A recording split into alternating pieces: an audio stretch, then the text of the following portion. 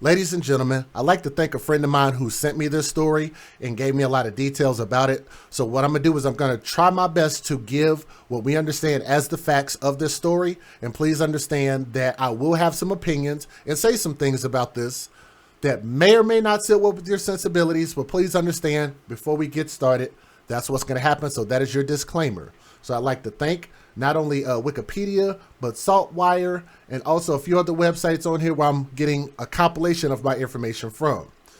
But the little boy that you guys saw on my screen, let me see if I can get back to his face. Give me a moment. I got a few pictures of him, not too many, but this little boy right here, this is Dylan Ehler, which is spelled E-H-L-E-R. He is Canadian. So this is a little bit outside of the United States, but close enough, okay? The Canadian boy who went missing on May the 6th of 2020. He is currently still missing.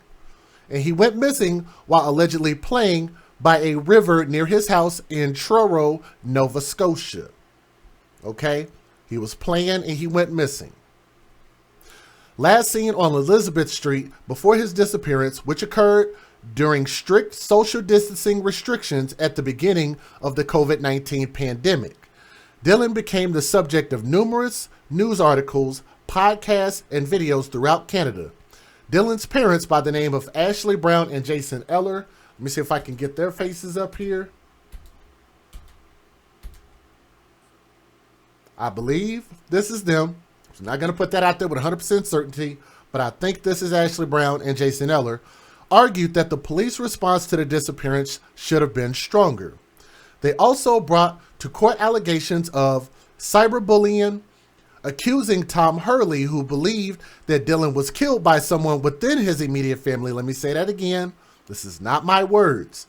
They believe that he was killed by somebody in his immediate family and had created a Facebook group on the subject. But here's the thing. There are a number of these Facebook groups that deal with this boy, Dylan Ehler. So if you guys have seen those groups, let me know. Feel free to post it in the chat. If you are here because you saw that we were going to talk about this in the groups, then you could also post that in the chat as well and let me know where you heard about this from. So let me give you guys some background details. So Dylan Norman John Ehler, born April 16th of 2017, was 3 years old when he went missing from his grandmother Dorothy Parsons' backyard on Elizabeth Street in Truro, Nova Scotia. Dylan's mother, Ashley Brown, had gone to meet a friend for coffee and had dropped the boy off to be babysat by Dorothy. Ashley and Jason Ehler had recently been in a domestic dispute involving a broken cell phone at the time. I think that's a very important point. I always like to point to the moments where I say there's smoke and there's potentially fire. With domestic disputes and missing children, I think that cause is a cause for concern. Am I right or am I wrong for saying that? So for me, that is already a little bit of a cause for concern right there. Now, according to Dorothy, Dylan had been playing in the backyard with her pet dog and went missing when Dorothy went to tether the dog to its lead. I went to tie the dog and her lead, and I turn around and Dylan is just gone.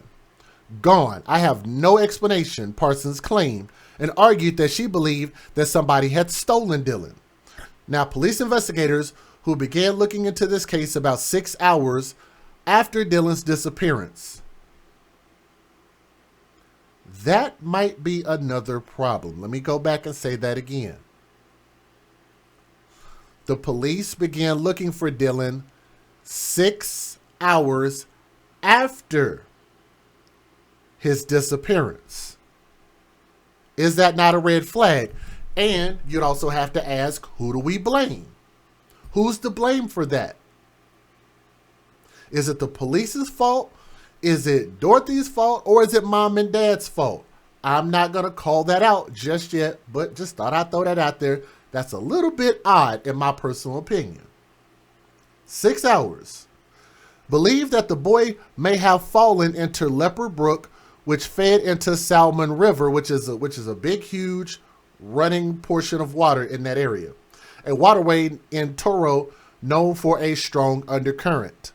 Dylan was last seen wearing a camouflage winter jacket with a fur hood and a United States flag patches on the arm and chest, a red dinosaur t-shirt, camouflage jogging pants, and a gray and orange rubber boots.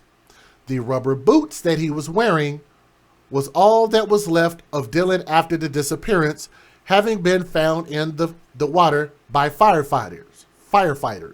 Can't talk. Let's talk about what they claim as police misconduct. Let's talk about that. Ashley Brown and Jason Ehler have long since began arguing the inability to find Dylan is related in part to the lack of prompt response time by authorities and have expressed criticism towards volunteer rescue workers aiding in the search. I think that's a little bit harsh, but especially when you're talking about volunteers, that means people volunteered their time, right? Or am I wrong? I thought if people even dedicate a little bit of their personal time to help, I think they should be credited, not scolded for not doing as much or acting as soon. But I digress. According to Ashley, they never treated Dylan's case like a criminal investigation. They just treated it like a search and rescue. I don't know. I know that they didn't block off any streets. They didn't stop the public from coming into the crime scene of that area that he went missing in, and they were very late in issuing alerts and getting help.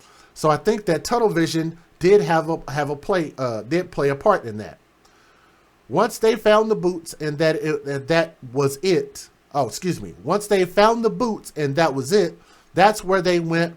And essentially the police tell us that we need to accept it and move on. Police searched the waterways near Dorothy Parsons' backyard for several days using underwater cameras and thermal imaging devices, as well as rigging up a mannequin with similar body proportions to Dylan and putting it in the water to test to see what would happen. I think that's pretty extensive.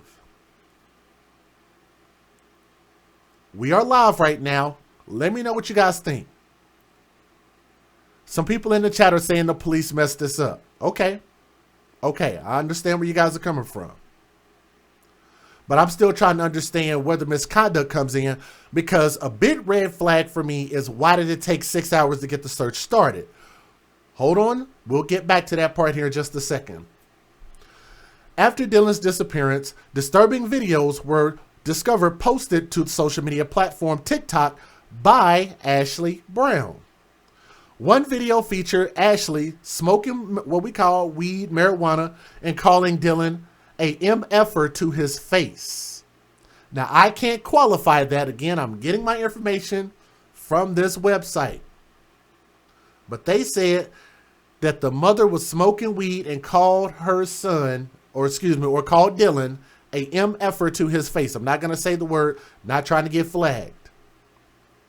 Then telling him that he would get her, telling him that he would get her sent to jail one day.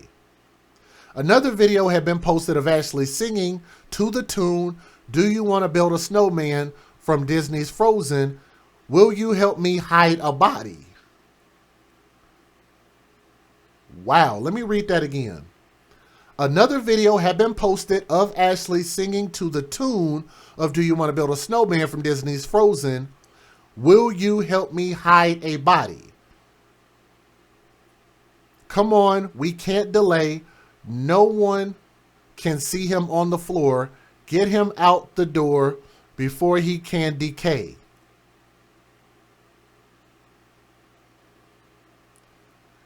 Do you guys know if that is false information or not? Because I'm assuming they probably have that video downloaded, have it screenshotted and everything. If you post it to social media, even if you delete it, it's not officially deleted. They could go back and recover it, especially in forensics. They could get a court order and go back and social media. Just understand that if you post something to social media, it can be recovered, especially when it comes to murder investigations or if they get a court subpoena for it. I don't know if you guys knew that or not. Just because you hit the delete button doesn't mean it's permanently gone. All right. Now, The videos have been deleted by Ashley, then reposted to a true crime website, after which they were eventually removed from there as well. I'm probably sure for copyrights or some bullcrap. They are still publicly available elsewhere. Snippets of Ashley's TikTok videos can be found in the W5 documentary by CTV News, Where's Dylan? So there you go. So if you guys want to look that up, you can find it. But there's a little bit more to talk about. If you guys are listening, do me a favor and click that thumbs up. Share this video and let more people know that we're live talking about this if you would. We want to have at least one thumb up for everybody watching so more people can come and listen to what we're talking about, all right? Let's keep going. In the wake of Dylan's disappearance and in the light of Ashley Brown's video uploads, various online communities considered that Ashley or another family member had murdered Dylan and hidden his body somewhere. Catherine Laidlaw of Wired considered that this public response was in part fueled by the rural nature of Eastern Canada and the high rate of missing persons in the province, noting that much of Nova Scotia was covered with thick forestry and undeveloped land, and that the town of Truro was one of the most famous for being the headquarters of one of the world's oldest underwear factories. Interesting. A Facebook group that was started by Tom Hurley using the name Tom Hubley, with over 17,000 members at its height, where the case was debated and it was alleged that one of Dylan's family members had killed him. Dylan was jokingly compared to the fictional character Georgie from the Stephen King book It, I-T, It. A little boy who was killed by a clown while sailing a paper boat in the water. The Ehler Brown family was also accused of negligence towards Dylan, leading to Halifax lawyer Alison Harris enacting Nova Scotia's Inmate Images and Cyber Protection Act in order to have Hurley's Facebook group removed. That's pretty serious. A settlement was reached in August of 2021 in which Hurley was forbidden from contacting Ehler Brown family and from creating any new internet groups about the disappearance of Dylan. This sparked a debate about the general public's right to speculate on true crime cases even if it offended those involved, versus crossing the line into legal content, which the Inmate Images and Cyber Protection Act. So let me say that again. I said inmate, but Intimate Images and Cyber Protection Act does not define. So let me retract that and clarify. Let's talk about the family's response. Ashley Brown, Jason Ehler, and Dorothy Parsons have consistently maintained their lack of involvement in Dylan's disappearance. Dorothy in particular has suggested that the boy may have been kidnapped while she was busy with the dog, although police do not suspect foul play. And in an interview for CTV News, Ashley Brown admitted that her TikTok videos were inappropriate. So she didn't deny making them. She didn't deny what she said. She says she admits that they were inappropriate, but argued that the public had taken them out of context. The Frozen Dead Body song video in particular was intended, as according to Ashley, to coincide with the ongoing internet trend of posting parodies of Frozen soundtracks, and Ashley's video was meant to be morbid humor in no way related to Dylan. Let's take a damn pause right there, because now DJ is upset. I find it very strange, very ironic, and massively coincidental that you're talking and joking about a song that has to do with a dead missing child, and you are the mother or whatever you are to this boy. I think this is the mother, right? It's biological mother, I'm assuming. And now your kid is missing and suspected to be dead. That's not inappropriate humor. I think that's something that you should potentially face legal justice for, right? You think The video was caught. The video was recorded. So let's talk about this. Let me point this out. And I got to give a shout out to Tommy, because I just heard Tommy talk about this, about Snoop Dogg trying to make it illegal for the government to use rap lyrics against rappers and get them convicted on their lyrics for things that they've said and things that they found out were true against these rappers, or at least point to coincidental things. Trying to make it illegal to use the raps against them. I think that's a horrible thing, to allow people to make jokes out of death and missing children, and come to find out that you play a part in this in some shape, form, or fashion. You are the parent of one of those children missing. You disrespected your child on camera while smoking weed in front of your child. And if those videos have been taken down that many times, no, I'm not going to play the videos on the channel. Let me make that perfectly clear. I'm not gonna risk getting my channel taken down. I've given you guys the information about how you look those videos up. So just go look them up. So from what I understand, they still exist. They are still out there. You can still find them. But to answer your question, I mean, no disrespect to you, but no, I'm not going to play them on the channel.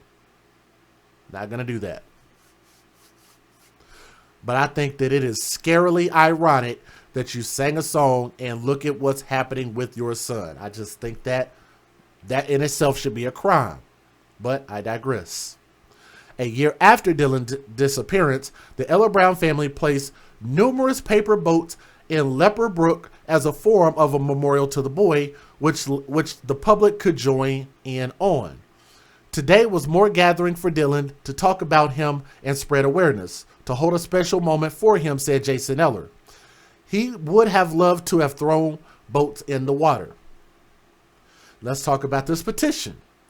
In hopes of establishing a stronger public alert system in Nova Scotia, Ashley Brown and Jason Ehler started a petition for setting up the Ehler Alert, a public alert system which would facilitate the rapid distribution of information to the public about young children lost in potentially hazardous environments, according to the father, Jason. Now, are you guys ready for the biggest kick in the stomach? Yes, I think the TikTok video is a confession. I don't think it's funny. It's not in bad taste. I think it's criminal. But are you guys ready for the biggest piece of irony?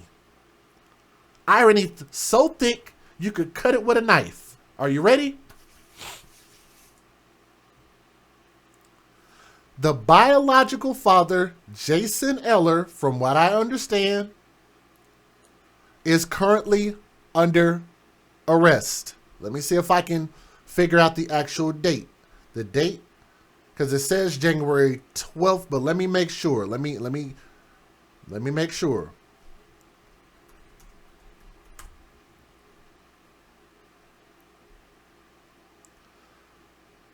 Within the past 2 weeks.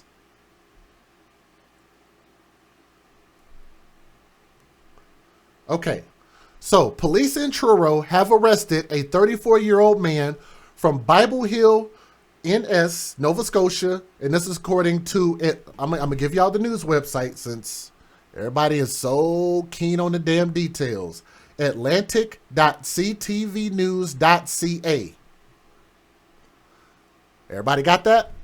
That's where my source is. Police have arrested a 34-year-old man following an investigation into fraud involving 3 local financial institutions. The Truro Police Service says that in late November, a local bank reported that fraudulent activity had occurred on the account of a deceased customer. A deceased customer. We haven't even got to the GoFundMe, y'all. Give me a moment. We'll get to the GoFundMe here in just a moment. The Truro Police Service Criminal Investigation Division, that's a long name, investigated this complaint, gathered evidence, and executed several production orders that revealed the fraud had occurred at 3 local banks. Reads a release from Truro Police. Not my words. Police say that Jason Walter Ehler was arrested Tuesday. Who is Jason Walter Ehler?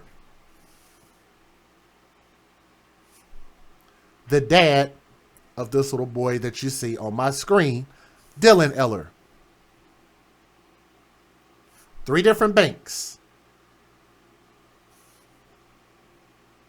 That guy on the right-hand side of my screen.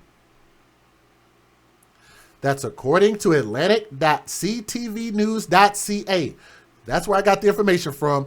Don't get mad and threatening me in emails, threatening my life. You're going to pull up on me and you're going to come to Texas and blah, blah, blah. We're going to get your video taken down and blah, blah, blah. Go for those news websites that put it out, because I don't want to hear about it. I get tired of being threatened by people when really, I really wish that these YouTubers and these people that are involved in these stories would jump in and help promote, share these stories like I do. Like, how many times have I had YouTubers in my chat and I promoted their channels, shared their videos, and got more people to support them? That's what I do. But what do others do to me? Not them, but what do other people do to me in return? Try to flag me down, email me stupid crap, cry and complain about this and that, which has nothing to do with what we're trying to accomplish, which is to spread awareness about the murder and abuse of children. These children can't speak for themselves nor defend themselves against the tyranny of their caretakers or even the neglect of their caretakers. I would love to see people jump in and help rather than trying to stop progress. I like to think that we're making a little bit of progress when we get people arrested like we did in Stockton, California, to Keisha Williams against Billy Simone Williams. You guys remember that? You guys remember Baby Billy? Takesha Williams is sitting in jail right now because of what we do on a $2 million bond. Let me know who else can claim credit for doing something like that. I would love to see more people just help in the fight, because believe me when I tell you, if there wasn't murder and abuse and neglect of children going on, guess where we wouldn't be? Right here. How about that? When hundreds of thousands of children between the United States and Canada are going missing, like missing squirrels or missing dogs, like you're missing a pair of socks or something. It's ridiculous. It is absolutely ridiculous that this thing is this commonplace. And I say, when there's smoke, there's fire. And I want you guys to think about these 2 things. 2 things. The mom made TikTok videos. What's going on, DJ Domino? The mom made TikTok videos which sounded very similar to her son, Dylan Ehler, going missing and disappearing and potentially being dead, and disrespecting him on video. That's number 1. Number 2, Jason Walter Ehler, the dad, is arrested for fraud at 3 different banks. Does that not smell like smoke and fire to you? Does that not give you reason to look at them a little bit funny? Maybe to think, maybe something is more wrong with this story than what they're trying to put out there. Because believe me, they're trying to defend themselves against whatever it is that may or may not have happened.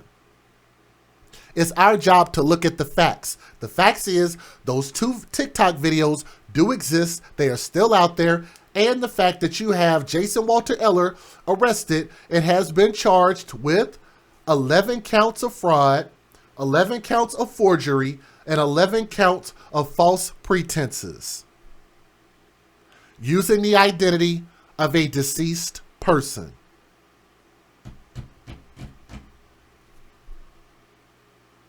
A deceased person and a missing kid. Are those 2 different people? Hell if I know. I don't know. They didn't specify who the deceased customer is. But I thought about this. You do know that you can actually start a bank account for your children, a savings account for your children? Does that make them a customer? Can you call a child a customer if that's the case?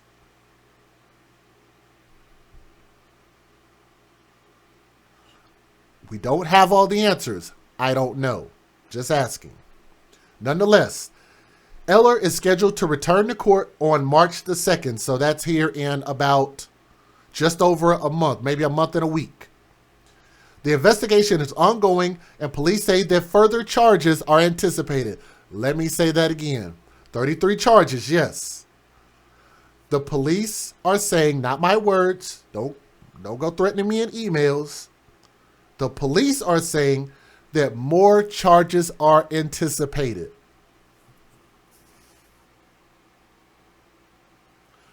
I literally just explained what the fraud has to do with Dylan. If you didn't hear that, then I'm sorry you missed it.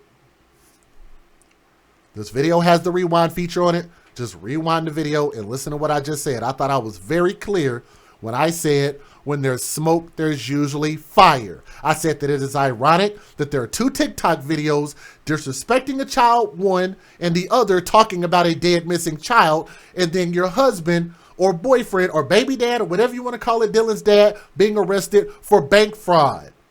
And they're being bank fraud with an account of a deceased customer. Money and dead kids. Money and missing kids. Or am I tripping? Do those things not make some level of sense? Nonetheless, the investigation is ongoing and more charges are anticipated. Jason Ehler is the father of 3-year-old Dylan Ehler, who disappeared from his grandmother's backyard almost 19 months ago. Despite extensive searches, only his boots were found. So blame Atlantic.ctvnews.ca for that article, because they're the ones that put it out there and correlated the two things. And I agree that they should have been correlated. Let me give you guys the fair usage. Let's keep going. Federal law allows citizens to reproduce copyrighted motion pictures, Federal law allows citizens to reproduce, distribute, or exhibit portions of copyrighted motion pictures, videotapes, or video discs under certain circumstances without the authorization of the copyright holder. This is called fair use. It is allowed for purposes of criticism, news reporting, teaching, and parody, which doesn't infringe of copyright under 17 U.S.C. 107. And if you guys would do me a favor and please click that thumbs up. We want to have at least one thumb up for everybody that's watching. Therefore, YouTube will recognize that people are watching and they will share this video and bring in more subscribers. So people are asking about the GoFundMe. I can at least show you about it. I don't really know a lot of the details about the GoFundMe. Well, wait a minute. Hold on. Do I have it? I don't think I have a screenshot. Give me a moment. Let me see if I can find it real quick. Yes, indeed. There is or was a GoFundMe that received 279 donations. Yes, there was. In the amount of 12,450 CAD. I don't know what the hell that is. Maybe we can translate that into American money. To USD.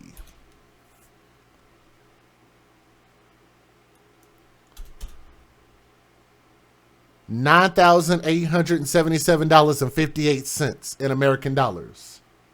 I don't know if y'all can see that or not. Nope. But oh well, that's what it amounts to, about $10,000 in American money.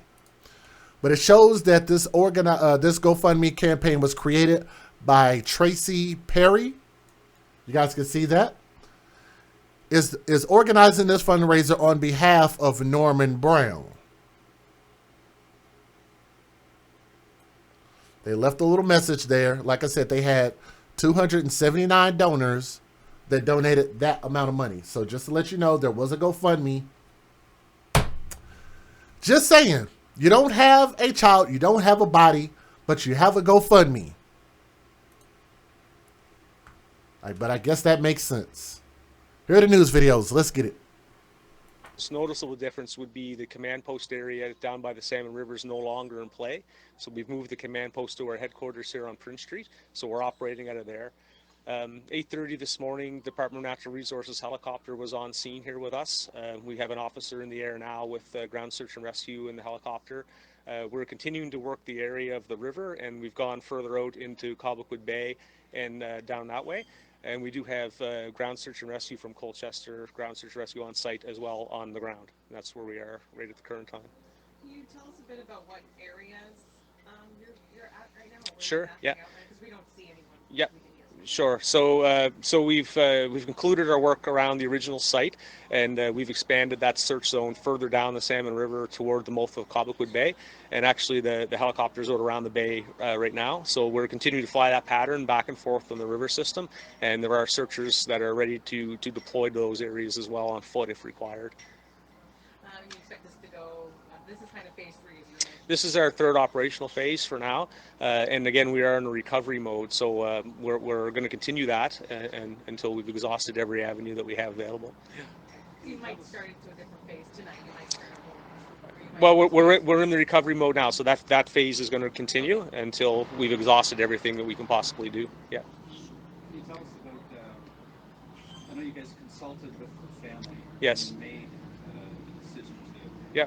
go to that next Yeah. recovery mode. Yeah. Can you talk about that? I mean, a difficult conversation, obviously, and but the family's been very strong through this process, and we've been personally in contact. Myself and others have been personally in contact with the family numerous times a day, and it's not a decision that we were hoping to come to, but that's where we are in the reality of the situation right now. community support. I feel like it's just been surreal right now for both your searchers and for the family right now. Yeah. It's just I think it shows it's a small town. Well, it's not a small town. We've got a fantastic community, and our community is very strong, very passionate, and very supportive of the police and very supportive of the community in general. And we don't take that for granted. The amount of food and well-wishing and people wanting to help has just been amazing. Businesses donating stuff, it's been fantastic, and it's just testament to the community that we have here. We've suffered a lot of tragedy in the last few weeks, and it's a strong community, and we're all rallying around to get through this. Okay. All right. Thank you. Okay. Thanks. Yep. You want to come over? Aujourd'hui, Dylan, âgé de 3 ans, est désormais disparu. When a 3-year-old goes missing, that's generally alarm bells go off immediately. Mm-hmm. When did police alert the public that Dylan was missing? 4:30 p.m. How many hours after the 911 call is that? 3 hours. You're telling me they waited 3 hours before issuing an alert that a 3-year-old was missing? Yeah. Yeah. Breaks my heart.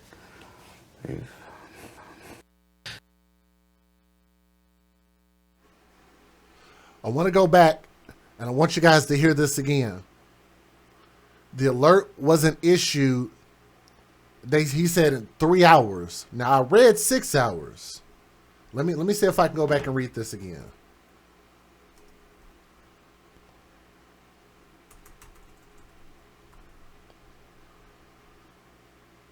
It says,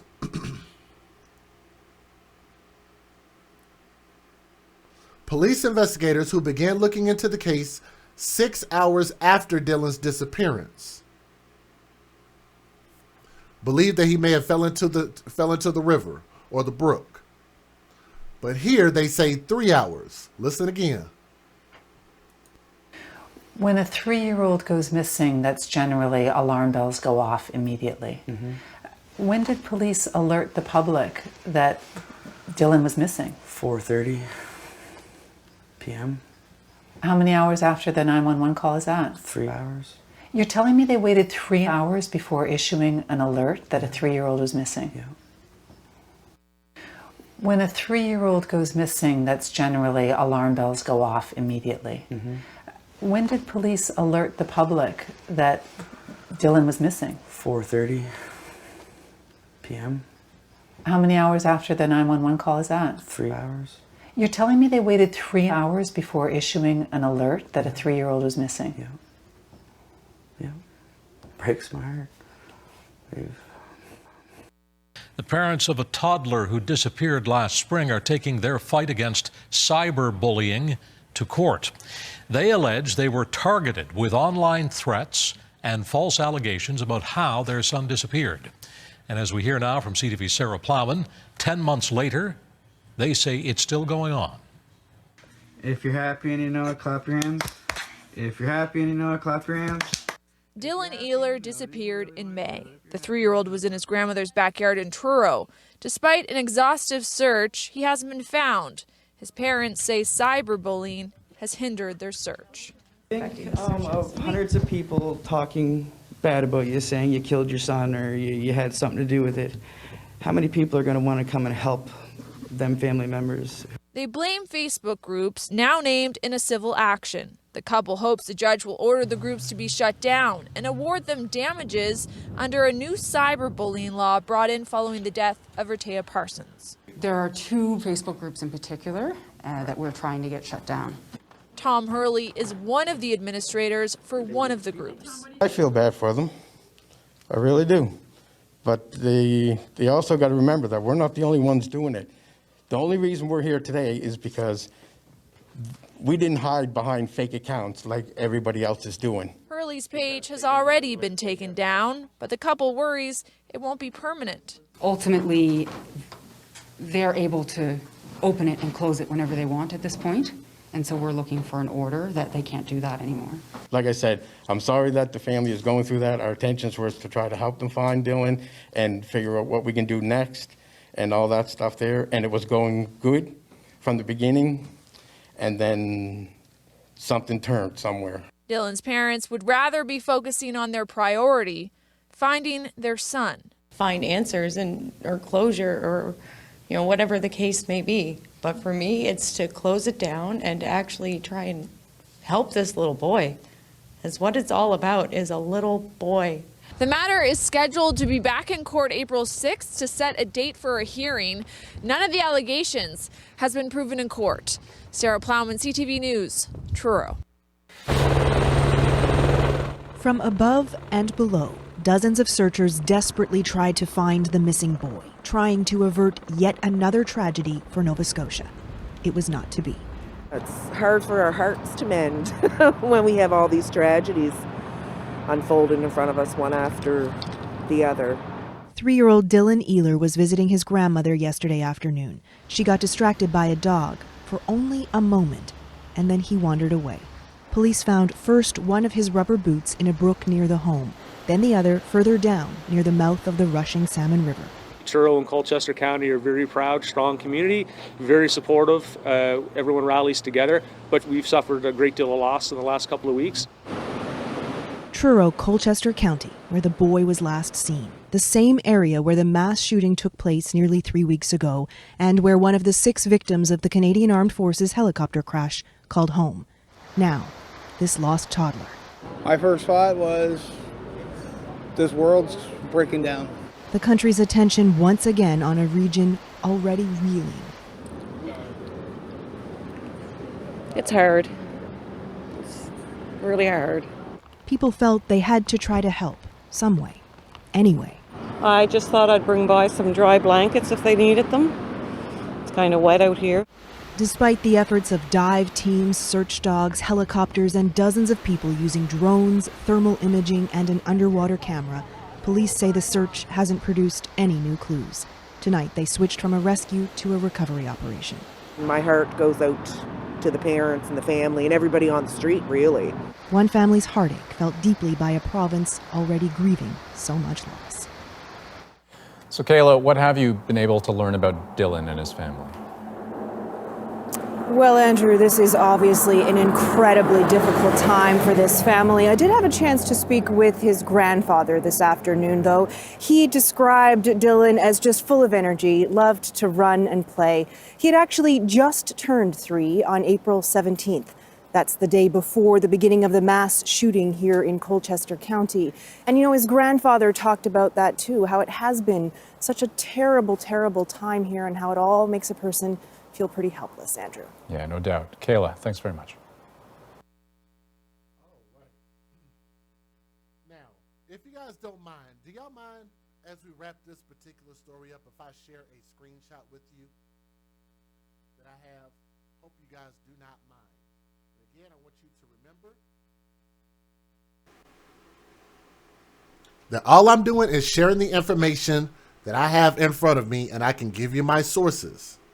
So the source of this particular screenshot that I'm going to put on my screen, hopefully you guys can read this, comes from an individual by the name of Dorothy Parsons. Are you guys ready for this? Hopefully you guys can see this okay. Let me see if I can stretch this out a little bit more. Let me cut some of this top off. This is coming from Facebook. Hopefully you guys can see this. Do you guys know who Dorothy Parsons is?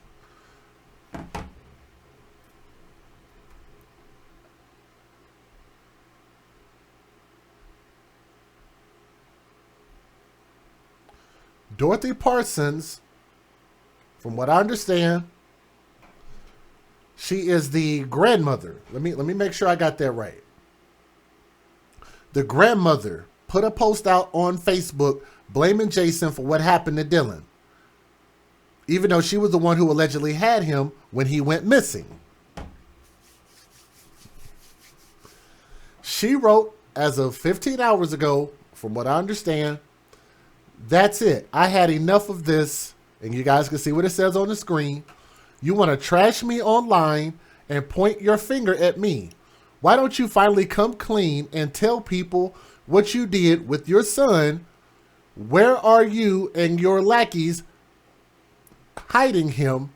And what did you do? Come clean and tell the truth. Why not tell everyone you're a cokehead while you're at it and that you can't hold down a job? Wow. They say the guilty always blames others over and over, and here you are trying your best to keep people focused on me.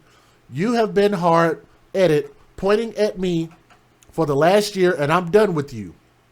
Instead, why don't you do the right thing and bring Dylan home? You want attention, and I will sure make you get it. I think she wrote that wrong, but okay. You and your people set me up and did a pretty good job, but your game is over. Just go and confess, and I was out looking for Dylan off and on all night. What were you doing? Oh yeah, nothing. That's what. You want my attention here. I am going to turn yourself in. So, let's look at it like this. Again, you're talking about the biological father being arrested on an unrelated charge from what we understand as of right now. It's unrelated what he's in jail for the 11 counts of fraud, 11 counts of forgery, and 11 counts of false pretenses involving a deceased customer account. 33 charges with more charges pending. Then the grandmother who had the child, I believe at the time, which I think is weird in itself, how you had the child, but you're blaming the father for somehow doing something to the kid. But how would that happen if you had the kid and the kid went missing while you had the kid in your possession?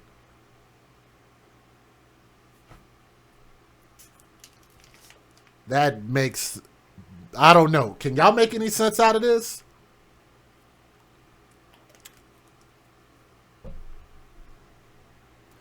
I don't really know what to say, but all I know is that there are 2 TikTok videos where this woman, from what I understand, I think that is, let me make sure and get her name correct, Ashley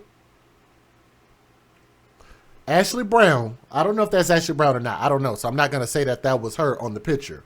But Ashley Brown made 2 TikTok videos, one cursing and disrespecting her son.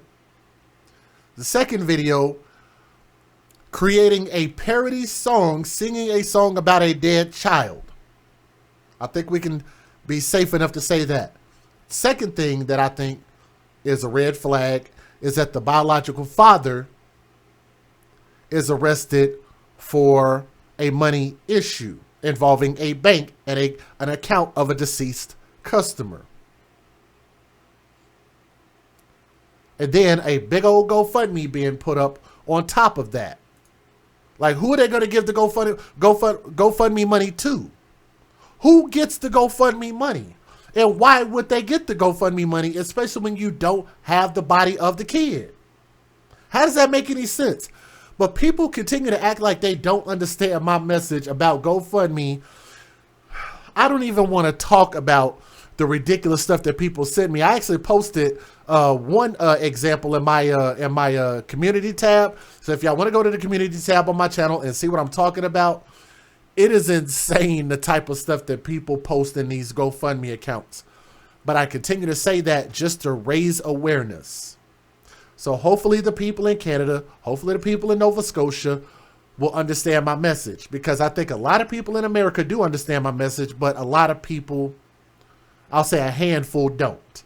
A handful don't care what I do. They think my message is horrible. They think what I'm doing is actually not helpful at all, and they want to take people like me and my channel down, rather than trying to help and do something positive to bring awareness to the murder and abuse of children. And these disappearances have to stop, and people need to be held accountable, and they should be afraid of the consequences of losing track of a whole human being that can't speak for themselves nor defend themselves. I do hope that they either find this kid or find the body. Who knows what happens? But let's keep a prayer up for Dylan Ehler. If you guys have any additional information, make sure that you guys either direct it to those groups. You can, if you have vital information, you can email it to me. But other than that, we'll just have to wait and just see what happens, because this has been going on for a long time. But thank you guys for listening with an open mind to this story, as well as an open heart. Thank you.